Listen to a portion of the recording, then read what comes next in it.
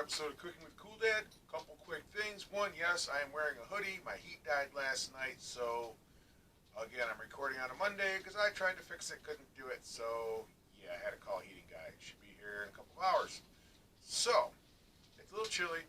I decided to do some baking today so I could have the oven on and get away with it. Number two, I apologize for the background noise. Having some connectivity issues with my normal mic pack, so I fell back to the shotgun mic on top of the camera. That out of the way. With everything being said and done, I decided I still want to get a video out for you guys today, so I kind of was, with everything going on, I want to find something that was fairly simple that we could enjoy, that would just be fun to make, and honestly, looking at the time of year and the crap weather we're having, I don't have a better way to say it. Woke up to single-digit degrees this morning on the Fahrenheit scale. That would be negative temperatures if you're in one of those places that use Celsius, which kind of makes sense. But hey, I live in the U.S. I use Fahrenheit. Use Celsius for most of my years working in healthcare and the metric system, but got to do all imperial units out here now. So I did a little digging around and found a simple, easy to make chocolate chip cookie recipe that if you get a phone call and suddenly you've got people coming over for a visit, you want to make something just fun and tasty and sweet. It's pretty simple, and it's one of those recipes that you can pop together in 20 minutes and be good to go. All you need is a half-hour warning, and bam, you've got snacks when people get there, because food is life, life is good, let's eat some more, and food and people together makes awesome memories. So, let me drop down, we'll get started, and we're going to make us some chocolate chip cookies today.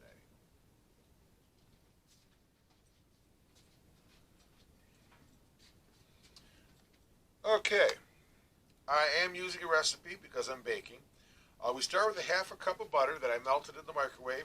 Takes 40 to 50 seconds depending on your microwave. I whisked the chunky parts there's a few chunks left that hadn't melted yet. Whisk them with my medium whisk here to get that all melted down. And now we're going to get started. So, half a cup of butter. One stick, if you buy it by the sticks, one normal stick of butter is a half a cup. So, to that, we're going to add 1/4 cup of brown sugar. Yes, it's a little lumpy. I will fix that. 1/2 cup of granulated sugar.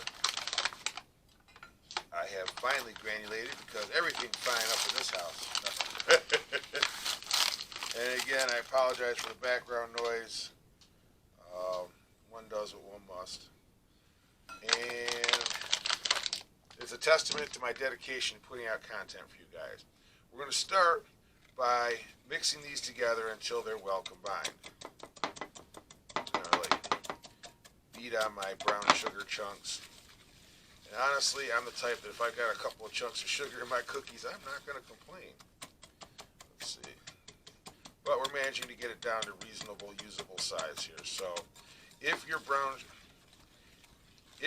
sugar is kind of chunkified, I beat the hell out of mine with a rolling pin before I beat it with the whisk. I'm not recommending it. Honestly, running to the store was not an option this morning. I kind of wish it was, but it is what it is. So, okay. We're going to mostly combine. I'm going to keep working on these for a minute here, and we'll move on to our next ingredient. Okay, so our brown sugar is mostly incorporated. Next up, we add 1 large egg. Being careful not to add any shell. Don't need the additional calcium. Thank you very much. And we're going to add, where did I put my vanilla? There it is. 2 teaspoons of vanilla extract. 1 teaspoon. So we're going to do 1. I got a little extra there. They're going to be a little extra vanilla-y apparently, but you know what? We can live with that. So we're going to incorporate these into it. Now, there's nothing saying you can't use a mixer, but I like my medium whisk, so.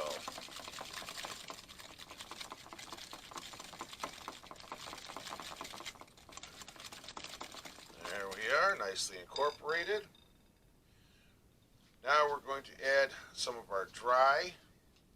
So we're going to add 1 3/4 cups of all-purpose flour.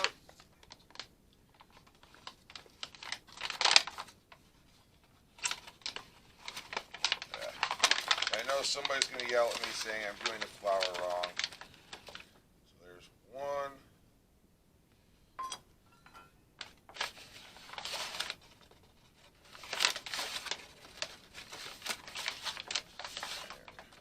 But it works, so I don't complain.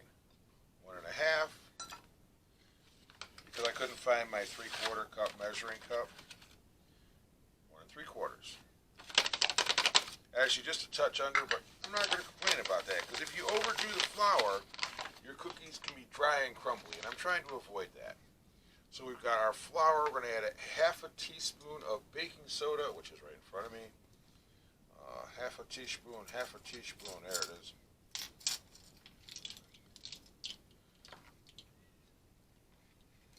Right in there. 1/2 teaspoon of baking powder. Now, the original recipe says a 1/2 teaspoon of kosher salt or 1/4 teaspoon of regular salt. I do not have kosher salt, so I'm going to do the regular salt, which honestly I only keep around for baking because I use sea salt for everything else. Took the dog hair out of the measuring spoon. Perfect. Okay. Now, we're going to mix until combined. This might take a little bit. So I'm probably going to montage this a little bit to get us through it. I'll see you guys on the other side of that.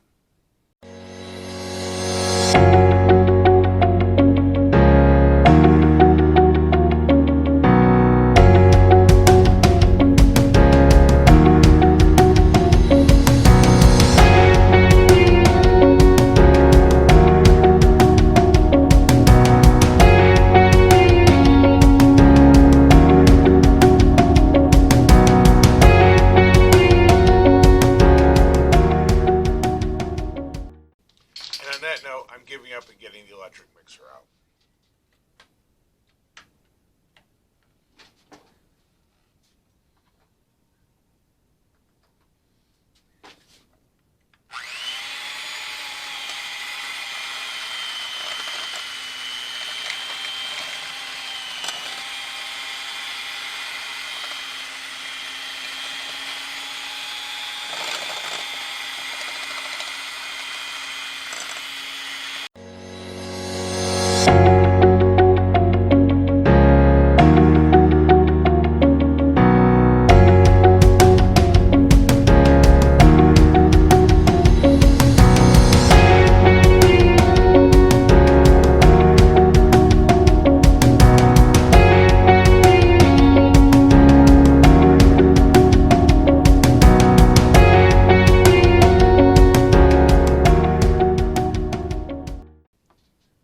Okay, so we have our dough. I just kind of press it together. I got a big lump of cookie dough here. Yay. Now comes the important part, the chocolate chips. Now, you may choose whatever kind of chocolate chips you like. I, however, happen to have some Ghirardelli Premium Baking Milk Chocolate Chips on hand. They call for semi-sweet. I say to hell with that. Let's go full bore. Have some fun. It does call for 1 cup of chocolate chips to be mixed in.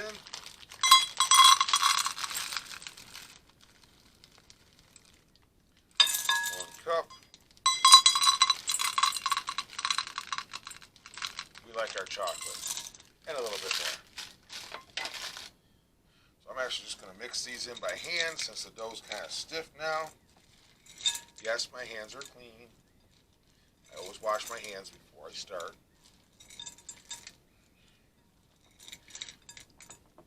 And I'm sure there's probably much more effective ways of doing this, but you know what?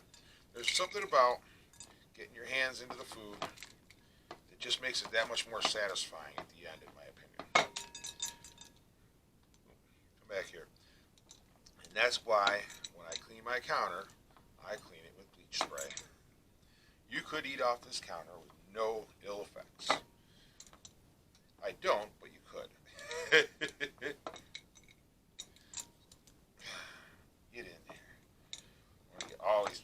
Now, obviously, the extra chocolate chips are kind of rolling around in here right now, but I wanted it to be a little bit extra. So why not?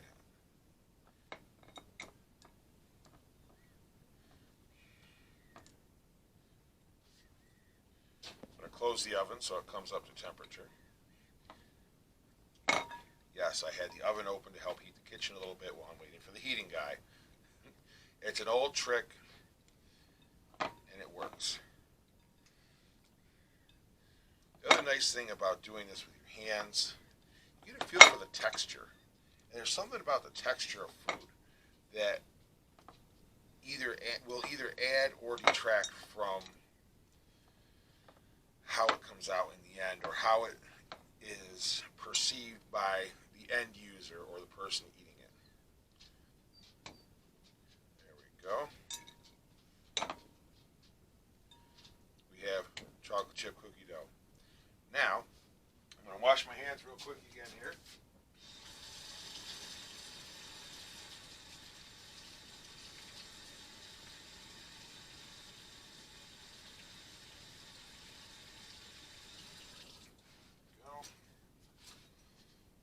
Now, I'm going to move this, do a little shuffling here,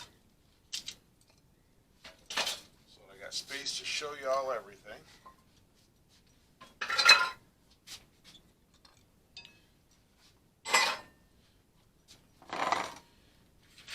And yes, I suffer from a little bit of carpal tunnel syndrome, which is why I finally gave up and got the electric mixer out. I won't lie. Going to get tablespoon out. I want to get a nice little clump on the tablespoon. Roll it around your hands again. Get that texture. Let's get that chocolate chip in there. Get a nice ball. Place on the sheet. Another scoop. And I will place a link to this recipe in the description of this video. And they don't all have to be the same. I mean, if you want to be OCD about it, make them all exactly the same size, do yourself a favor, use a melon baller or an ice cream scoop, a small one, or something of that nature to scoop the dough with. I don't necessarily have to have them all being exactly the same size. This is more for fun and enjoyment and putting content out for you guys, because you know what? I think, sharing my joy, my love of food, says the chunky guy behind the counter, is part of why I do this. And because honestly, in today's world, food heals, and we need a lot of healing right now. So why not? Well, these are going to be so freaking good. Lots of chocolate chips. In my personal opinion, you can never have too many chocolate chips. Now, one thing I will say is you can play around with your amounts of chocolate chips to your personal preference. If you don't like the many chocolate chips, don't put so many in. If you like more, be advised you're going to have a hard time with the dough.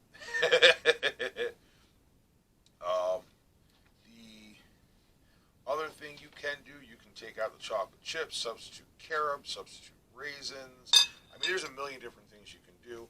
I don't know why anybody would substitute raisins for chocolate chips, but that's just me. Okay.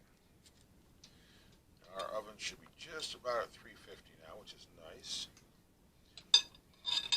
Now, the neat thing about this is I've been literally filming this straight through, and what I will do is I'll drop right down here. I'll drop how much time has actually elapsed since I started this, so you guys get the idea just how quick and easy this recipe is. And these only cook in the oven for 7 or 8 minutes.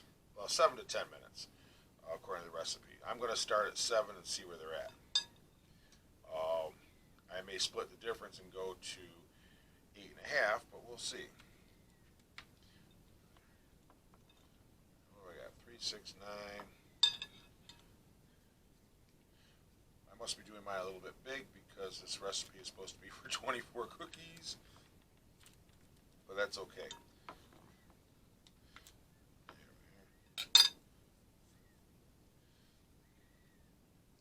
Maybe.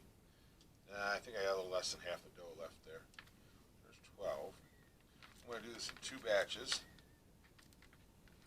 Spread them out a little bit more. Okay, now we're going in the oven.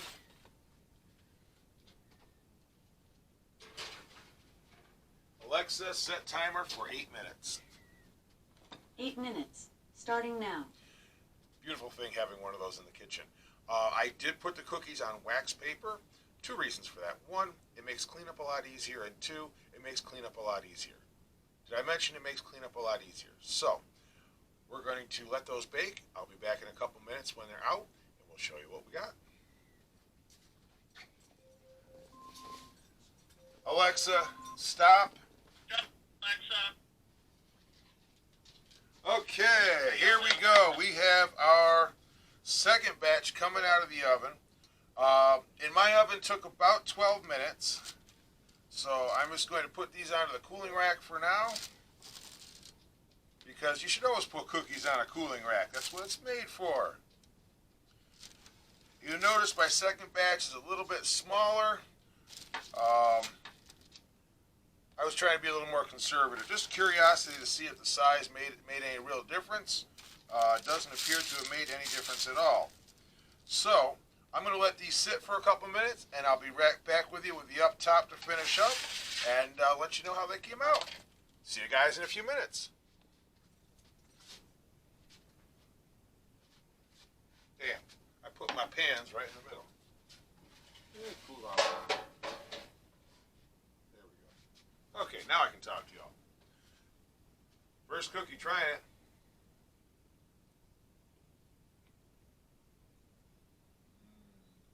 Okay, I'm down. With milk. Because chocolate chip cookies and milk go together. All right, man. I'm pretty proud of myself. And it's been a minute since I've made cookies because when I was younger, I tried making cookies. And I overbaked them and turned them into hockey pucks. I always hated that. So I stayed away from baking for a long time. But I gotta admit, these actually came out pretty good. In my oven, about 12 minutes did it. So you may want to play around with that a little bit with the timing when you're doing this. Again, the recipe will be down below in the description. Oh yeah. Oh yeah. Let's see. Nice ooey gooey in the middle. Well then, ice and snow just fell down off the roof. Onto my wall-mounted air conditioner. A little bit of a startle for the day. But I'm going to leave that in because why not? This is real life, you know? That's one thing I want to do for everybody. I always try to keep it real because I want to make stuff that you can make at home. This is real life, my kitchen. This is where my kitchen in my house. It's not perfect, but you know what? It's mine, and that's where we work. And the last bit of snow. Okay. Now.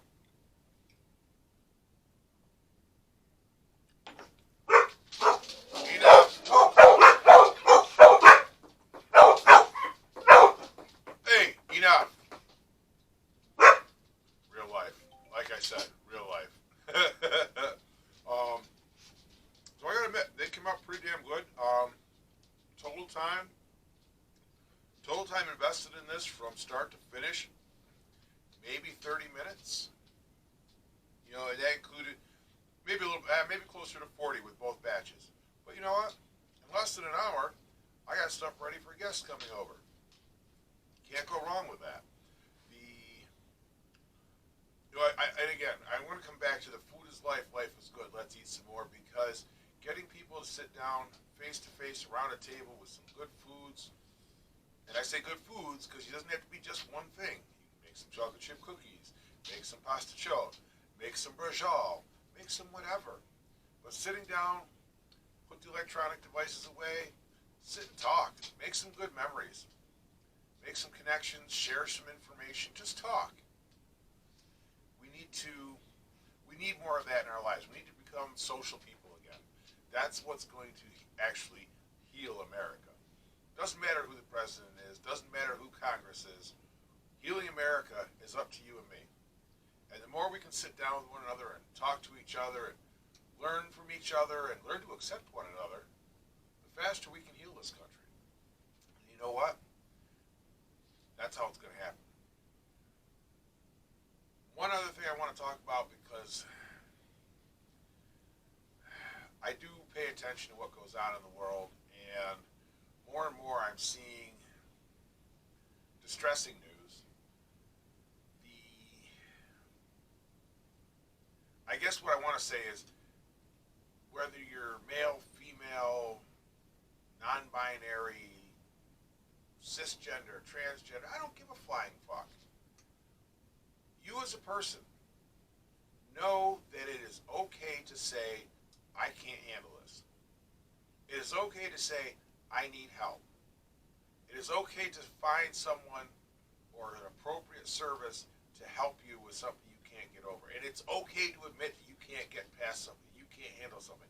There is nothing wrong with that. It doesn't make you any less of a person. Maybe it sounds silly and stupid, but last night, let's see, I knew what the problem was with my heating system. Circulation pump in my boiler died. I'm a guy, I've done maintenance work before, I can fix that. It got to a point last night where I realized I couldn't fix that. And instead of breaking something irreparably, I said, I need to call somebody to help. That's who I'm waiting for now. I realize that may sound silly in the overall scheme of things, but it's really not. Because as a male, there's this stereotype that I fix things. And I do, for the most part. A lot of stuff around here I can fix by myself, no problem. But there's always going to be that something that either you can't fix, you don't know how to fix, you can't find the information to fix. Whether it's your home, whether it's your car, whether it's you. And it's okay to admit that you can't fix that and to call somebody to help you. Don't ever be afraid to reach out to people to help you. Because, honestly, we can't really afford to keep losing people, because we're losing some bright people to stupid reasons, man. And it's sad and it's scary. And you know what? We got to get together to get through this. And it doesn't hurt to, or it's not bad to say, I need help. So, that's going to wrap it for this week. Remember, food is good. Yeah. Food is life. Life is good. Let's eat some more. I can't even talk right now. I need help with that. Food is life. Life is good. Let's eat some more. Get together with the people that matter. Make some lasting memories without the electronic devices. Have some great food. And until next week, be kind to one another. I'll talk to you all later.